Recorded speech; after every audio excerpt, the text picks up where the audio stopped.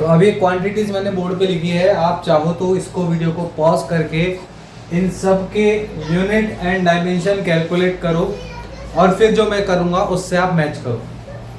चलो तो मैं सॉल्व करता हूँ, अगर आपको करना है तो आप पॉज करके इसको चेक कर लेना बाद में। तो सबसे पहले हम बात करेंगे पावर की। तो पावर की बात करेंगे, पावर होता है एनर्जी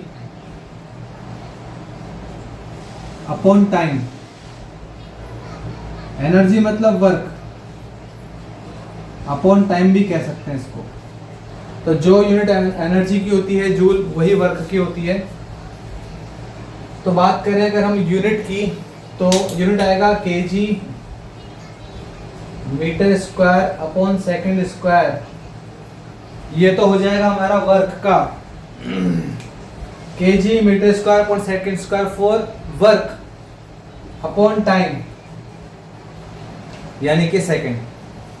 अब डायमेंशन लिखेंगे, इसको और सॉल्व कर लेते हैं। ये हो जाएगा KG metre square upon second cube, KG metre square upon second cube. अगर हम बात करें डायमेंशन की, डायमेंशन आ जाएगा m1 किलोग्राम यानी कि metre, L2 metre L2 upon T-3। तो ये डायमेंशन आ गया इसका, m1 L2 T-3। वर्क था m1 L2 T-2, T-2 में हमने टाइम का डिवाइड कर दिया तो T-3 आ गया। Momentum P। अच्छा, अभी कुछ क्वांटिटीज ऐसी आएगी जिसके बारे में आपको नहीं पता होगा तो मैं आपको उसका फॉर्मूला बता दूंगा। फिर बाद में जब हम क्वांटिटीज के बारे में पर्टिकुलर चैप्टर आएगा उसमें पढ़ लेंगे डिटेल में। फिलहाल सिर्फ हमें फोकस करना है कि हम लोग डायमेंशन और यूनिट निकाल सकते। मोमेंटम को डिनोट कर सकते हैं P से, ये होता है मास इनटू वेलोसिटी। मास होता है किलोग्राम, वेलोसिटी होता है मीटर पर सेकेंड। आगे dimension m1 L1 T-1, m1 L1 second का आएगा T-1, m1 L1 T-1 momentum. इसके बाद आता है टॉर्क, इसको हटा देता हूं, पावर की है ना। टॉर्क, टॉर्क क्या होता है, इसको डिनोट करते हैं टाउ से, टाउ कहते हैं इसको। ये होता है R क्रॉस F, मतलब डिस्टेंस इनटू फोर्स। डिस्टेंस होता है मीटर, फोर्स होता है KG into metre upon second का स्क्वायर। तो टॉर्क का आ जाएगा kilogram metre square second square. Kilogram मतलब m1 L2 T-2, m1 L2 T-2, ठीक है। ये आ जाएगा टॉर्क। बात करें इम्पल्स की, इम्पल्स क्या होता है बाद में समझेंगे आराम से, अभी दिमाग ज्यादा नहीं लगाना है, अभी सिर्फ फोकस करना है यूनिट और डायमेंशन सीखने में। इम्पल्स होता है force into time, force into time. तो फोर्स होता है किलोग्राम मीटर पर second square multiply by second, time मतलब सेकंड। तो हो जाएगा केजी मीटर पर सेकंड, यानी कि m1 L1 T-1, m1 L1 T-1। अगर आप इसको देखो, ये बताना मैं भूल गया, टॉर्क। तो टॉर्क की जो यूनिट थी, ये डायमेंशन आ रही है वर्क के बराबर, वर्क या एनर्जी की जैसी। तो टॉर्क की यूनिट और डायमेंशन एनर्जी की जैसी हो सकती है। इसका मतलब ही नहीं कि दोनों क्वांटिटी सेम है, अलग अलग होती है। ये इसका ड्रॉबैक है टॉर्क इसका। डायमेंशनल एनालिसिस का ड्रॉबैक होता है कि भाई एक से ज्यादा यूनिट की डायमेंशन सेम हो सकती है। स्ट्रेन को ई से डिनोट कर सकते हैं, ये होता है change in dimension upon actual dimension, यानी कि change in length upon initial length. किसी भी चीज पे आप फोर्स लगाओ, उसको खींचो तो उसकी लेंथ बढ़ जाएगी, लेंथ बढ़ गई तो उसमें आ गया स्ट्रेन। तो चेंज इन लेंथ कितनी बड़ी अपॉन एक्चुअल ओरिजिनल लेंथ कितनी थी, तो हो जाएगा मीटर अपॉन मीटर, यानी कि डायमेंशन लेस। तो जो स्ट्रेन होता है, स्ट्रेन की ना तो यूनिट होती है ना ही डायमेंशन होती है। फिर बात करते हैं स्ट्रेस की। स्ट्रेस होता है force upon area. Force upon area तो प्रेशर भी होता है। प्रेशर हम लोग लिक्विड या फ्लूइड के केस में प्रेशर बोल देते हैं, सॉलिड के लिए हम स्ट्रेस यूज कर लेते हैं। तो फोर्स अपॉन एरिया, फोर्स होता है केजी मीटर पर सेकेंड स्क्वायर, केजी मीटर पर second square multiply by area होता है मीटर स्क्वायर, एरिया होता है मीटर स्क्वायर। तो हो जाएगा KG upon metre into second square, KG metre upon into second square. क्या ऐसा हमने पहले निकाला था? हाँ, प्रेशर ही तो करा था कैलकुलेट। कितना आ जाएगा? ये आ जाएगा m1L-1 T-2, m1L-1 T-2, ये हमारे पास आ गया m1L-1 T-2। इस तरह से कैलकुलेट कर सकते हैं हम किसको? स्ट्रेस की यूनिट और डायमेंशन को। चलिए अब मैं कुछ और क्वांटिटीज लिखता हूँ, उनको आप जो मैंने कुछ क्वांटिटीज लिख दी है, आप ये क्वांटिटीज को यूनिट एंड डायमेंशन कैलकुलेट करो वीडियो को पॉज करके। आप वीडियो पॉज कर सकते हो और इसको कैलकुलेट कर सकते हो। चलिए, तो modulus of elasticity, stress upon strain. अब ये समझना है जरूरी है कि यहाँ पे हमें इससे कोई मतलब नहीं है कि मॉड्यूलस ऑफ इलास्टिसिटी क्या होता है। फिलहाल के लिए इसको नहीं समझना है। अगर आपको पता है तो बहुत अच्छी बात है, बट नहीं पता है तो अभी कोई बुक खोल करके हमें सर्च करने की जरूरत नहीं है।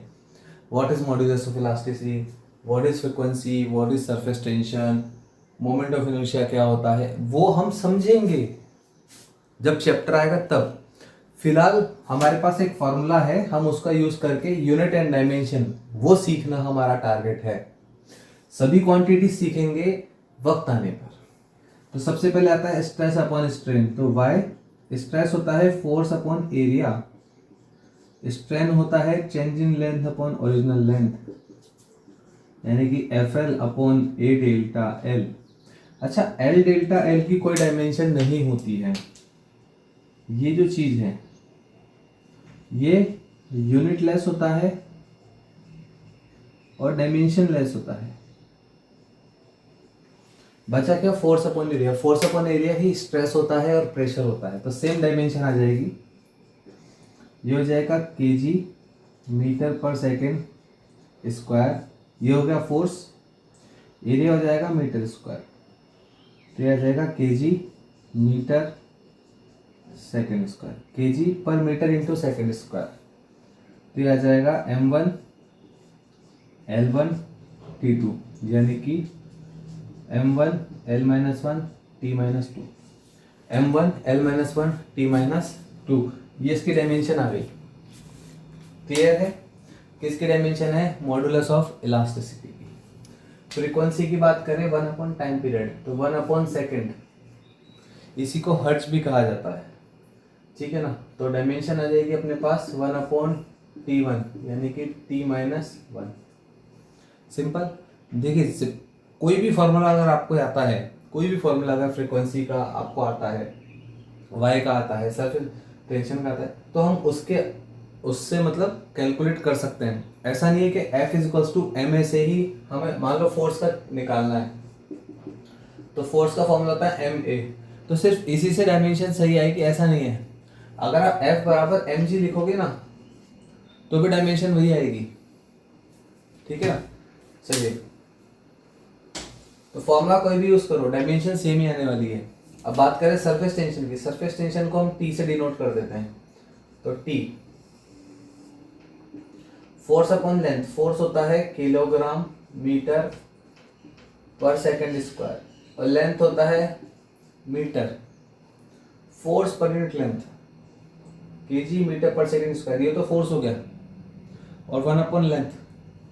ठीक है, तो लेंथ से लेंथ कैंसिल, क्या बचा केजी पर सेकंड स्क्वायर, केजी पर सेकंड स्क्वायर यानी कि m1 t माइनस 2, एल नहीं आएगा इसमें। तो हमें ये ध्यान रखना है कि हम कैसे कर रहे हैं, ये प्रोसेस हमें याद रखना है। ठीक है, उसके बाद आ जाते हैं moment of inertia. Moment of inertia क्या होता है अभी हमें मतलब नहीं है, अभी हमें रोटेशनल डायनेमिक्स पे नहीं जाना है। तो आई इज टू मास, मास मतलब किलोग्राम और डिस्टेंस का स्क्वायर, डिस्टेंस स्क्वायर मतलब मीटर स्क्वायर। ठीक है, केजी इंटू मीटर स्क्वायर। आई इसको केजी का हो जाएगा हमारे पास m1 मास, देखिए m1 और मीटर स्क्वायर यानी कि L2, m1 L2। आप चाहो तो ऐसे लिख सकते हो T0, कोई दिक्कत नहीं है, सही है वो भी, m1 L2 T0। चाहो तो मत लिखो, कोई दिक्कत नहीं है ना। Universal gravitational constant, universal gravitational constant होता है G। ये कौन सा G है पता है आपको, जो फोर्स के फॉर्मूले में आता है ना, F equals to G m1 m2 upon r square, gravitational force के, वो वाला ग्रेविटेशनल कांस्टेंट है, यूनिवर्सल ग्रेविटेशनल कांस्टेंट। तो F, तो हमें G निकालना है, तो हम G को अकेला छोड़ देंगे, बाकी सब एक साइड ले लेंगे। तो G equals to F r square upon m1 m2, F r square upon m1 m2। F क्या होता है केजी मीटर पर सेकेंड स्क्वायर। देखिए मैं क्या कह रहा हूँ, वर्क तक का तो सब डायमेंशन याद कर लो, जो मैंने जिस सीक्वेंस में कराया ना वर्क तक का याद कर लो, बाकी की हमें निकालना आना चाहिए, रट्टा मार लो वर्क तक का पूरा। तो फोर्स हो गया केजी मीटर पर second square multiply by metre square upon KG और केजी, 2 बार केजी मतलब केजी स्क्वायर, किलोग्राम स्क्वायर। सही है ना। तो force metre square R square upon m1 m2, m1 m2 यानी किलोग्राम किलोग्राम। तो केजी से पावर गई, क्या बचेगा metre cube, metre into metre square, metre cube upon KG into second square. तो ये कितना हो जाएगा, ये हो जाएगा L3 अपॉन m1 T2। तो m1 L3 T minus 2 m minus 1, ये हो गया।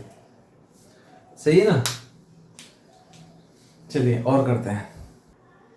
अब देखो यहाँ पे आ गया है इलेक्ट्रिक चार्ज, है ना। ये फॉर्मूला क्या होता है, I बराबर Q upon T, rate of flow of charge is called current.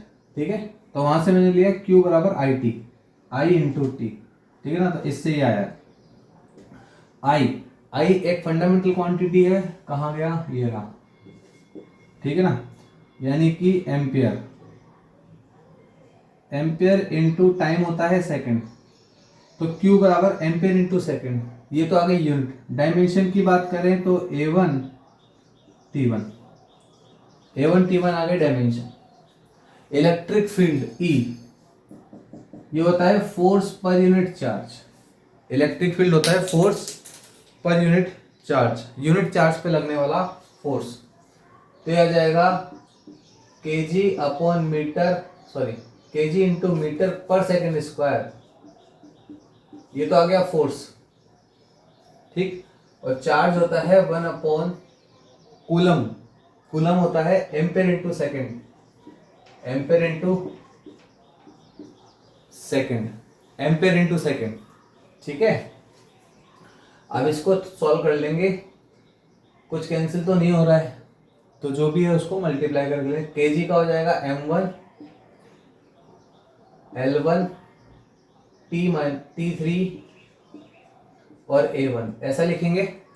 KG का m1, मीटर का L1, सेकेंड का T3, एम्पियर का A1। तो ये हो जाएगा M1L1T-3 M1L1T-3 ये डायमेंशन आ गई इलेक्ट्रिक फोर्स फील्ड की, सॉरी फोर्स पर यूनिट चार्ज होता है इलेक्ट्रिक फील्ड, उसकी डायमेंशन आ गई। इलेक्ट्रिक पोटेंशियल क्या होता है, इसको यू से डिनोट कर सकते हैं, work done on unit charge, work done on unit charge electric potential होता है। तो वर्क डन क्या होता है, KG metre square second square. घबराना मत बच्चों कि हमें अगर आपको कुछ अभी दिक्कत आ रही होगी स्टार्टिंग में, क्योंकि ये अभी आपको याद नहीं है। मैं 10-11 साल से पढ़ा रहा हूँ तो मुझे तो रट गया है, आपको भी रट्टा मार लेना, धीरे धीरे सब याद हो जाएगा, ठीक है ना। कोशिश करो, जो टेबल अभी तक हम बना के चल रहे हैं ना, मैं बड़ा सीक्वेंस में लिखवा रहा हूँ सारी चीजें, पीछे वाले से आगे वाले को कनेक्ट करके कर रहा हूँ, ठीक है ना। तो ये चीजें आप याद करके चलो, आराम से लिखते चलो, टेबल बना के रखो, धीरे धीरे याद हो जाएगा, प्रैक्टिस करते करते हो जाएगा, ठीक है ना। तो मुझे फोर्स का याद है किलोग्राम मीटर पर सेकंड स्क्वायर था, फोर्स को एक एल से मल्टीप्लाई कर देंगे तो यहाँ पे वर्क हो जाएगा। अपॉन चार्ज क्या होता है, एम्पियर इंटू सेकेंड, तो kg metre square second square, तो वर्क हो गया।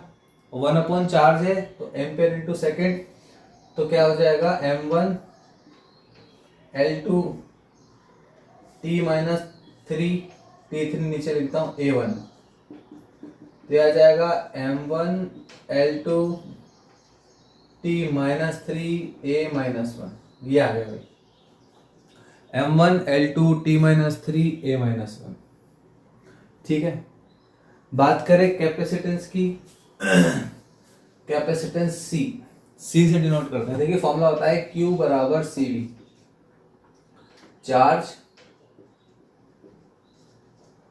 Capacitance into potential. अब पोटेंशियल तो अपने पास आ गया है, देखा सीक्वेंस में लिया है, तो C क्या आ जाएगा, C आ जाएगा Q अपॉन V। Q मतलब एम्पेयर इंटू सेकेंड, और V क्या होता है, V होता है पोटेंशियल, ये रहा kilogram metre square second cube ampere, तो सेकेंड ऊपर चल जाएगा तो बनेगा एम्पियर स्क्वायर इंटू सेकेंड की power 4 kg into metre square. तो डायमेंशन आएगी यहाँ पे M-1 L-2 T4 और A2। M केजी का मतलब M ऊपर जाएगा तो -1, L ऊपर जाएगा -2, A2 और T4, इसको इस तरह से कर सकते हैं आराम से, ठीक है। अब देखो समझने की बात ये भी है कि जरूरी नहीं है कि आप M ही पहले लिखो, आप T भी पहले लिख सकते हो, थियरी एग्जाम में तो लिख सकते हो, बाकी तो ऑप्शन आएगा उसमें लिख सकते हो, कोई दिक्कत की बात है नहीं। प्रैक्टिस के लिए आप किसी को भी पहले लिख सकते हो, आप चाहो तो इसके में 1-2 स्टेप और बढ़ा सकते हो, जैसे मुझे स्टेप बढ़ाने की जरूरत नहीं पड़ी, हो सकता है आपको जरूरत पड़े तो आप इसमें और स्टेप इंक्रीज कर सकते हो, कोई दिक्कत की बात नहीं है। इलेक्ट्रिक डायपोल मोमेंट की बात करें तो डायपोल मोमेंट को हम P से डिनोट करते हैं। P ये होता है charge into distance, charge into distance, यानी कि Q इंटू 2A लिख देता हूँ, 2A को भी डिस्टेंस A लिख दो यार, चलो तुम कंफ्यूज नहीं हो। Q इंटू A होता है डिस्टेंस, किसका डिस्टेंस है बाद में पढ़ेंगे जब पता चल जाएगा अभी क्या दिक्कत है, अभी तो फॉर्मूला याद रखो। चार्ज होता है ampere into second into metre, तो आ जाएगा A1T1, ये मीटर है L1, तो इसमें मास का कोई काम नहीं है, A1T1 L1, सिंपल, ठीक है। चलिए और चलते हैं, कुछ क्वेश्चंस करते हैं। अब बच्चों एक टेबल मैंने आपके लिए प्रिपेयर किया है, देखिए बहुत सारी क्वांटिटीज ऐसी होती है, ये ड्रॉबैक है डायमेंशनल एनालिसिस का, कि बहुत सारी क्वांटिटीज की डायमेंशन सेम होती है, तो डायमेंशन देख करके हम ये नहीं बता सकते कि कौन सी क्वांटिटी की डायमेंशन है डायरेक्टली, हम सिर्फ गैस कर सकते हैं कि शायद ये क्वांटिटी हो सकती है। जैसे कि आप समझने की कोशिश कीजिए, strain, refractive index, relative density, angle, solid angle, phase, distance gradient, relative permeability, relative permittivity, angle of contact, Reynolds number, coefficient of friction, mechanical equivalent of heat and electric susceptibility. ये सब जो क्वांटिटीज हैं सबकी dimension same है, ये सभी dimensionless है। ये सभी क्या है? डायमेंशनलेस हैं। तो इन सब की डायमेंशन सेम है। इसके बाद देखिए यहाँ पे मास और इनर्शिया दोनों की डायमेंशन m1 होती है। L0 T0 मैंने ऐसे लिख दिया। m1 देखिए मोमेंटम और इम्पल्स, मास इंटू वेलोसिटी या फोर्स इंटू टाइम, mv या ft दोनों की डायमेंशन सेम होती है m1 L1 T-1। Thrust, force, weight, tension, energy gradient, energy upon distance, change in energy upon distance, m1 L1 T-2 सबकी dimension क्या है? Same है। अगर ये डायमेंशन लिखी है तो आप ऐसा नहीं कह सकते कंफर्म कि इसी की डायमेंशन है कि इसकी डायमेंशन है। किसी भी चीज की डायमेंशन हो सकती है। फिर work, torque, internal energy, potential energy, kinetic energy, moment of force, इन सब की डायमेंशन क्या होती है? सेम होती है। उसके बाद देखिए pressure, stress, Young modulus, bulk modulus, shear modulus, modulus of rigidity and energy density, energy upon volume, इन सब की डायमेंशन सेम होती है m1 L-1 T-2। यहाँ पर डायमेंशन क्या थी? m1 L2 था, यहाँ पे L-1 है। तो ये देखिए सबकी डायमेंशन क्या हो सकती है? बहुत सारी क्वांटिटीज की डायमेंशन सेम हो सकती है। तो हमें क्लियर होना चाहिए है कि हम सिर्फ डायमेंशन देख करके ये नहीं बोल सकते कि ये क्वांटिटी है। हाँ, 4 क्वांटिटी मान लो ऑप्शन में दे रखी है ABCD और एक डायमेंशन दे रखी है, तो हम कैलकुलेट करके बता सकते हैं कि इन चारों में से कौन सी है। ठीक है ना? लेकिन एक से ज़्यादा क्वांटिटी की डायमेंशन सेम हो सकती है। ठीक है ना? अब जैसे यूनिट भी बहुत सौ की सेम होती है, जैसे काइनेटिक एनर्जी, पोटेंशियल एनर्जी, ठीक है ना, इंटरनल एनर्जी, वर्क, इन सब की जो डायमेंशन यूनिट होती है वो जूल होती है ना, किलोग्राम मीटर स्क्वायर पर सेकंड स्क्वायर, यानी कि जूल।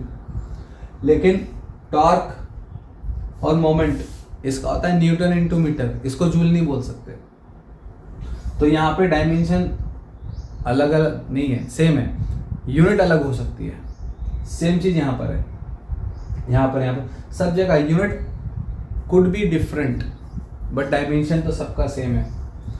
ठीक है, चलिए आगे चलते हैं। तो देखिए क्वेश्चन क्या है। क्वेश्चन इस तरह से है कि आपको डायमेंशनल फॉर्मूला निकालना है इन दोनों का। किस किस का? एक तो निकालना है कोफिशिएंट ऑफ विस्कोसिटी का और एक रेजिस्टेंस का। तो सबसे पहला वाला लेते हैं हम लोग, कोफिशिएंट ऑफ विस्कोसिटी का डायमेंशन निकालेंगे। पहला नीटा के लिए हम लिखेंगे नीटा is equals to F upon A delta L upon delta V। नीटा को अकेला छोड़ दिया, A को नीचे लेकर डेल्टा L ऊपर डेल्टा V नीचे। ये क्या हो जाएगा? नीटा is equals to force kilogram metre पर सेकेंड स्क्वायर, फोर्स हो गया। Area 1 upon metre square, area हो गया। वेलोसिटी के लिए लिखेंगे मीटर पर सेकेंड, लेंथ के लिए लिखेंगे मीटर, लेंथ के लिए लिख दिया मीटर, और वेलोसिटी के लिए लिखेंगे मीटर पर सेकेंड। उल्टा लिखेंगे, चलिए दोबारा लिख के दिखा, 1 अपॉन मीटर पर सेकेंड, तो सेकेंड ऊपर चला जाएगा। क्या लिखा? फोर्स का केजी मीटर पर सेकेंड स्क्वायर, सिंपल फोर्स आ गया। मीटर, एरिया के लिए 1 अपॉन मीटर स्क्वायर, लेंथ के लिए मीटर, और वेलोसिटी मीटर पर सेकेंड अपॉन में, तो सेकेंड ऊपर चल जाएगा। कर लेते हैं kg metre into metre, metre square upon second square. तो मैंने क्या क्या ले लिया यहाँ पे, ये पूरा हो गया, ये हो गया, इन दोनों को मल्टीप्लाई करके मीटर स्क्वायर लिख दिया, upon metre square multiply by metre into second, metre upon second, ठीक, अब इसको सॉल्व कर लेते हैं, सिंप्लीफाई कर लेते हैं, आंसर आ गया है। सेकंड से सेकंड की पावर गई, मीटर स्क्वायर से मीटर स्क्वायर गया, क्या बचेगा? बचेगा kilogram upon metre into second, ये आ गया नीटा, kilogram metre into second. Dimension निकालना है तो लिखेंगे m1 L1 T1, तो आ जाएगा m1 L-1 T-1। अभी थोड़ी देर पहले जो मैंने लिस्ट बनाई थी उसमें कोफिशिएंट ऑफ विस्कोसिटी लिखा था, तो वही कोफिशिएंट ऑफ विस्कोसिटी का फॉर्मूला आ गया m1 L-1 T-1। अब बात करते हैं रेजिस्टेंस। रेजिस्टेंस आप 9th-10th में पढ़ चुके हो तो आपको थोड़ा सा पता है रेजिस्टेंस के बारे में। V होता है पोटेंशियल I इंटू आर, तो R is to V upon I। V क्या होता है? V होता है पोटेंशियल, किसका? Electric potential, work done per unit charge. V is work done per unit charge, तो वर्क डन कितना हो जाएगा? पूरा कर देता हूँ चलिए, है ना। तो हो जाएगा वर्क डन अपॉन चार्ज, और करंट क्या होता है? Charge into time. करंट होता है चार्ज पर यूनिट टाइम। अच्छा, उसकी जरूरत ही नहीं है हमें, इसको तो आई ही रहने दो। करंट तो खुद फंडामेंटल क्वांटिटी है, तो R is to work done 1 upon current, और चार्ज होता है Q बराबर I into T, I into T. तो रेजिस्टेंस का फॉर्मूला आ जाएगा work done upon I square T, और वर्क डन होता है kg metre square upon second square.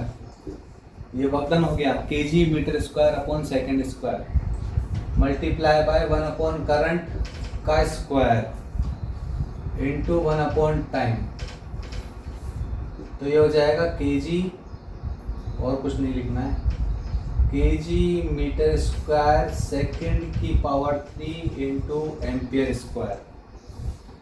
तो kg का मतलब m1 L2 T3 A2, तो डायमेंशन जो लास्ट आएगी वो आएगी m1 L2 T-3 A-2। ये हमारे पास फाइनल